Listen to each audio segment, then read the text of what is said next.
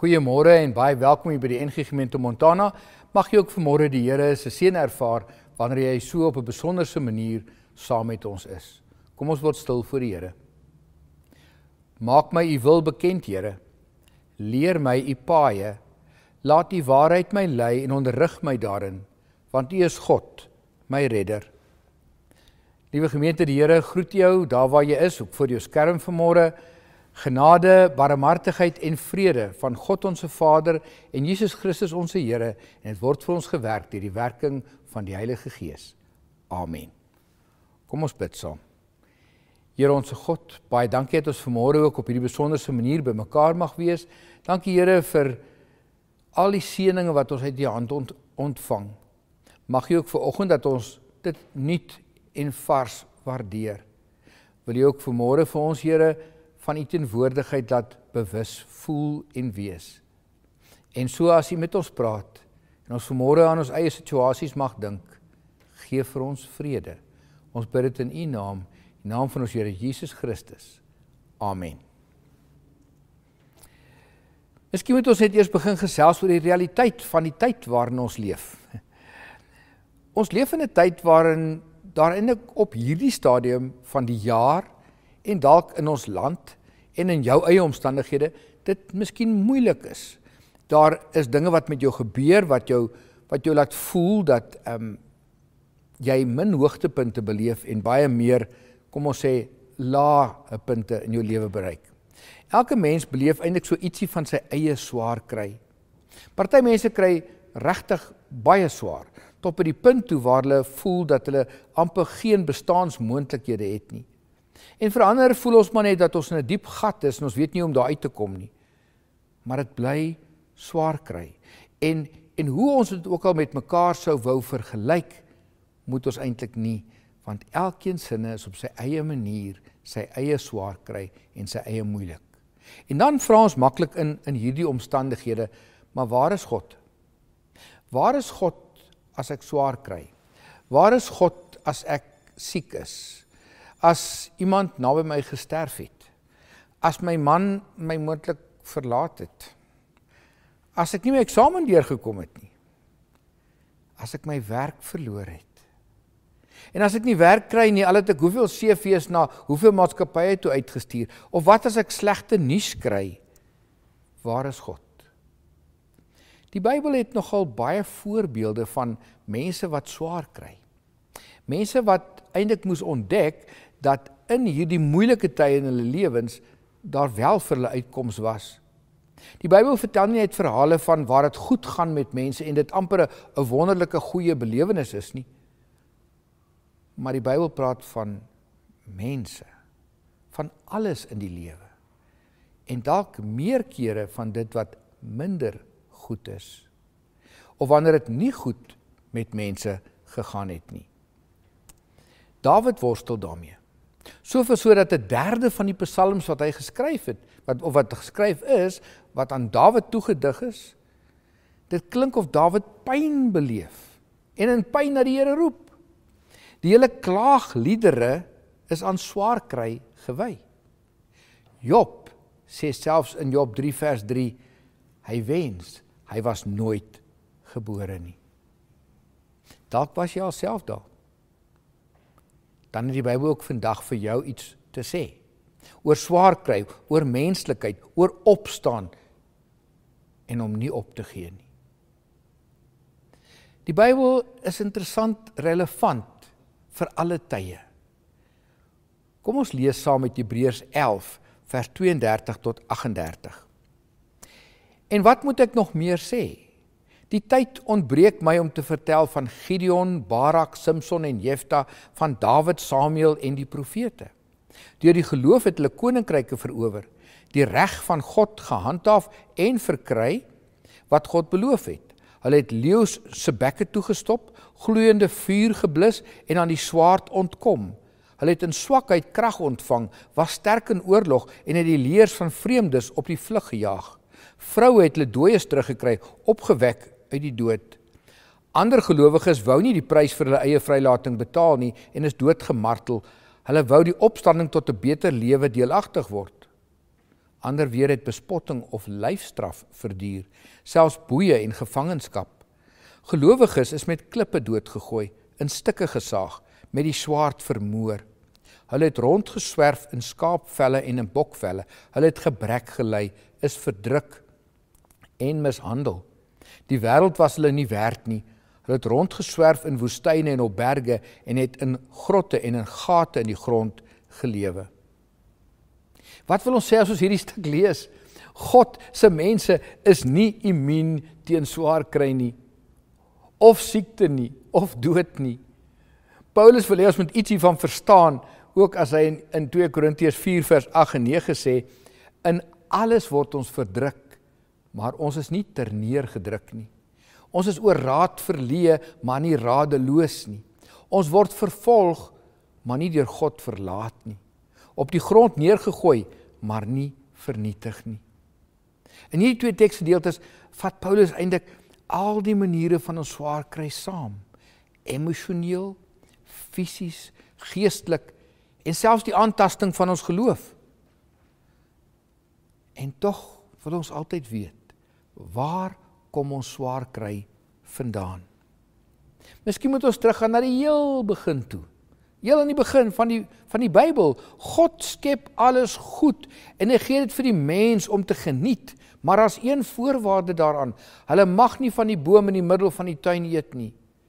En dan eet hulle van hierdie vrugte van die boom en die verhouding tussen God en mens is vir ewig seer gemaak. En ons is hulle nageslag en ons word dus ook in hierdie gebreekte wêreld gebore. Wat is dan die bron van alles wat sleg is? Die mens se keuse om inherënt sy eie ding te wil doen en dus nie God se wil te wil doen nie. En dit noem ons sonde. En sonde is altyd afbreekend. En dit skei ons van God en van mekaar. En dis hoekom die lewe is soos wat dit is. En tog leef ons in 'n unieke, wonderlike wêreld. Die meeste van ons het 'n wonderlike manier om swaar kry en pyn van ons te probeer weghou. En dit sou seker nie verkeerd wees as ons so daaraan dink nie, maar as ons dit ons lewensdoel maak om swaar kry te vermy, het ons eintlik 'n probleem. Dit is soos om op te staan, maar nie te onthou waar ons vandaan kom nie. Ons wil gelukkig wees, sonder swaar kry en uiteindelik sonder enige lewensverhaal. En dis hoe jy swaar kry behoort te hanteer dan. En dis wat Paulus sê in 2 Korintiërs 4. Dis hoe jy jou swaar kry, jou radeloosheid, jou verlies hanteer, hoe jy dit hanteer is wat jou besonders maak. Nie die feit dat jy dit hanteer het nie. En sy vertrekpunt is 2 Korintiërs 4 vers 7. Ons, wat hierdie skat in ons het, is maar kleipotte wat maklik breek. Die krag wat alles oortref, kom dus van God, nie van ons nie. Ons is maar broos, breekbaar. Ons word siek, ons ervaar verlies, ons kry swaar en in die beeld van Paulus kry krake, merke, chip af. Verstaan God dit? Baie beter as wat jy dink, want hy het ons gemaak en ons nooit met ons opgehou nie. Dink maar net hoe hy die beste van jou weet om jou raad te gee en jou nooit te laat opgee nie. Natuurlik sou ons kon sê dat ons maar net deur mense hande hier is waar ons is en ons kennis gebruik, maar as God die Vader se handeling wat deur ons plaasvind. Ek is broos, maar hy, God, weet hoe om my te laat vasbyt, want die skat binne in my is groter en beter as die pot waarin hy dit gesit het. So beteken my opstaan en vasbyt, my hantering van die krisis in my lewe, my uitskakeling van my verlies, dat ek nou sterk is? Nee. Want dit is net deur die krag van die Heilige Gees in my en in jou wat dit moontlik is. Ons is maar net kleipotte. Maar partykeer val ons vas in die swaar kry en dan soek ons redes of oorsake vir waarom ons so swaar kry. En natuurlik wonder ons baie keer of ons self nie die oorsaak daarvan is nie, en of dit oorsaaklik is, bedoelende, ek het sonde gedoen en God is besig om my te straf. En dan moet ek dalk ontdek dat my verhouding met die Here 'n bietjie verwyderd geraak het. En ek dalk nader aan hom moet skuif. Is dit moontlik dat God my in my swaar kry en my broosheid my verlaat het en op my eie laat aankarring en lei? Hoekom laat God dan so baie lyding toe? Hoekom laat God toe dat ons swaar kry? Wanneer gaan dit ophou? Lyding dwing ons eintlik om dieper vrae te vra. En om die vraag van die lewe te beantwoord. Filosowe en teoloë stoei steeds al die jare met die probleem van lyding en die implikasies van lyding op mense. In die 4de eeu na Christus het Augustinus gesê, en ek gaan dit in Engels aanhaal, "You have made us for yourself, and our hearts are restless until they find rest in you." Die mens is gemaak vir iets groter, iets minder pynlik, iets hoër vir God. Het jy al gehoor hoe iemand vertel van hoe sleg dit gegaan het, of hoe siek hy was, of hoe erg sy verhoudings met mense om hom verbrokkel het, en hy in die absolute diepste gat van moedeloosheid verval het, en dan sê hy, en daar in hierdie diep gat het ek God ontmoet. Dis dan wat ons verstaan en nie opgee nie. En dis dan wanneer dit vir ons sou kon beteken, God hoor my, God sien my, God erken my swaar kry, my broosheid, en hoe reageer hy? Met Jesus. Want in Jesus sien ons die doel van swaar kry, maar hy is ook ons model van swaar kry. En dis deel van die skat in ons. Ons mag dalk opgestaan het, die krisis afgeweer het, maar as jy nie die krag van die Heilige Gees in jou erken nie, het jy nie regtig sy doel met jou bereik nie. En die Gees van God laat ons dan alles sien. Ons beskryf dat ons swaar kry nie meer met die doel, dat ons wil hê dat mense ons moet jammer kry, of ons moet bewonder vir die krag in ons nie, maar met 'n doelbewuste plan om die Here se rol daarin na vore te laat kom. En dit neem ons terug aan 2 Korintiërs 4, vers 8 en vers 9. In alles word ons verdruk, maar ons is nie terneergedruk nie. Ons is oor raad verleë, maar nie radeloos nie. Ons word vervolg, maar nie deur God verlaat nie. Op die grond neergegooi, maar nie vernietig nie. En so word ons God se megafoon. Nou as jy nie weet wat 'n ding dit is nie, dis daardie ding wat gewoonlik die mense so in hulle hand vashou, wat 'n luidspreker vooraan het waarmee hulle dan praat en mense hulle duidelik kan hoor. Dis God se manier om jou aandag te kry. Nou vergeet jy van jou broosheid, jou moontlikheid van om te breek, jou wens van vergelding verdwyn, jou seer kry, jou onvergewensgesindheid, en dit raak so bietjie verwaterd weg, want die gesindheid van Jesus begin dan deur te breek. En as jy jouself en ander wat jou seer gemaak het, ander wat jou te nagekom het, iemand in besonder wat jou so seer laat kry het, dat jy vernietig gevoel het, dan in vergifnis toevou. Die vergifnis wat jy in Jesus Christus het jy nie opgegee nie. En word jy vry. Amen. Here onse God, baie dankie dat U saam met ons is, elke tree van die pad van ons lewens. En as ons dalk vanmôre hier sou sit en voel dat U op 'n besonderse manier met ons praat, mag ons hoor, luister en onsself opnuut aan U wy. Daarom kom ons na U toe, U wat alles verstaan, en vra, verstaan vandag ook vir ons. Ons bid dit in U naam, in naam van ons Here Jesus Christus. Amen. Ontvang dan die seën van die Here, neem dit met jou saam en bær dit in jou hart. Dis vir jou. Die Here seën jou en hy behoed jou. Hy beskerm jou in gevaar. Hy wees vir jou 'n toevlug in benoudheid. Die Here laat sy aangesig oor jou skyn en hy wees jou genadig. Die Here verhef sy aangesig oor jou. Hy sien jou swaar kry. Hy hoor jou stem. Hy gee jou hoop en hy vertroos jou. En hy gee aan jou sy vrede. Amen.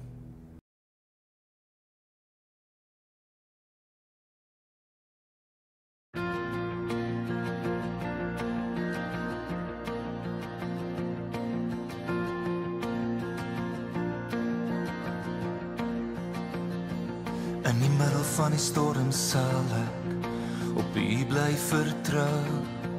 In die middel van die storm sal ek my oë op U hou. Spreek net een woord en die storm sal stil word.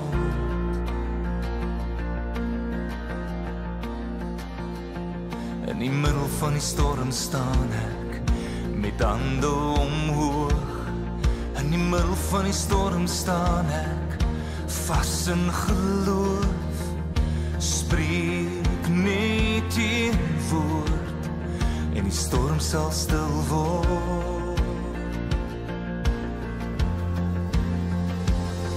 Al slaan die golwe en die branders breek, al woed die wind en dreig die vrees, glo ek hier regeer, glo ek hier is hier in die middel van die storm.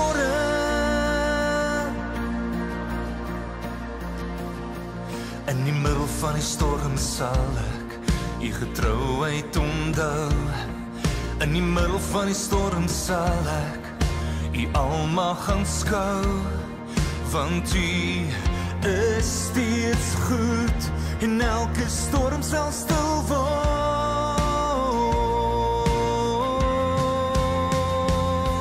Al slaan die golwe en die branders breek, al woed die wind en dreig die vrees, glo ek hier regeer, glo ek hier is hier in die middel van die storm.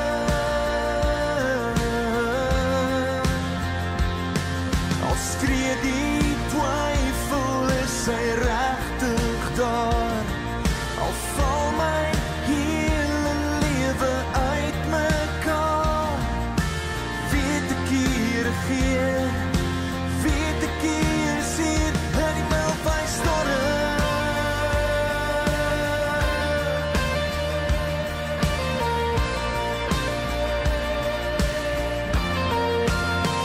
In die middel van die storm.